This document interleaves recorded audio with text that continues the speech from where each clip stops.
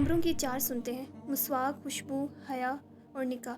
नबी पाक सल्लल्लाहु अलैहि वसल्लम ने हज़रत अली से फरमाया, अली 3 कामों में देर न करना: फ़र्ज़ नमाज जब वक्त हो जाए, जनाजे को दफनाने का जब जनाजा मौजूद हो, बेवा औरत के निकाह में जब उसके साथ का कोई शख्स मिल जाए। नबी पाक सल्लल्लाहु अलैहि वसल्लम ने फरमाया है, निकाह मेरी सुन्नत में से है, जिसने मेरी सुन्नत से मुंह फेरा उसका मुझसे कोई ताल्लुक़ नहीं है। निकाह पर उबारा गया है। नबी पाक सल्लल्लाहु अलैहि वसल्लम ने नौजवानों को ताकीद की है कि जो तुम में से निकाह की इस्तिताअत रखता हो तो वो निकाह करे। निकाह करना उसकी निगाह की हिफाजत करेगा और उसकी नेगेटिव डिज़ायर्स को ख़त्म करेगा। रिवायत में आता है, अगर तुम्हारे पास ऐसा रिश्ता आए जिसके हिलाक से तुम मुतासिर हो तो फ़ौरन निकाह कर लो। अगर तुम ऐसा नहीं करोगे तो ज़मीन में बहुत फसाद होगा। निकाह एक कॉन्ट्रैक्ट का नाम है जिसमें एक मर्द और औरत एक दूसरे के लिए हलाल होते हैं। निकाह एक ऐसा एक्शन है जो सोसाइटी से ज़िना और बेहयाई को ख़त्म करता है। जिसमें निकाह करने की इस्तिताअत हो तो वो निकाह करे और जिसमें इस्तिताअत ना हो तो वो रोज़े रखे। ये उसकी शहवत को ख़त्म कर देगा।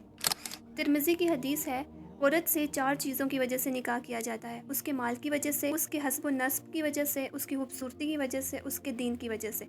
बस तुम दीनदार औरत से निकाह करो। हमारे माशरे में निकाह को मुश्किल बना दिया गया है और ज़िना को आम कर दिया गया है, ये कहकर कि लड़के का वेल सेटल्ड होना ज़रूरी है और लड़की की एजुकेशन कंप्लीट होना ज़रूरी है। जबकि सूरह तलाक में अल्लाह ताला फरमाता है, और जो कोई अल्लाह से डरेगा, अल्लाह उसके लिए मुश्किल से निकलने की राह निकाल देगा और उसे ऐसी जगह से रिज़्क देगा जहाँ से उसे गुमान भी ना हो।